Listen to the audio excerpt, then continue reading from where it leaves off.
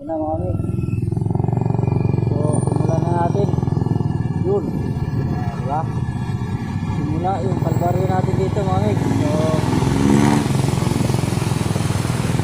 motorlin. Diba? Dami mga amig sa litik. So, simula na. Kalbaryo na to.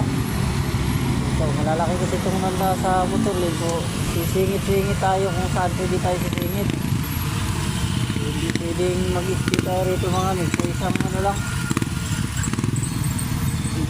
Bahala na to mga amig. Dito, singit. Kung mag-speed tayo doon sa motor lane, kung asahan natin yun, wala. Tagal tayo dyan na ano. Yun, dito. Singit-singit. Okay.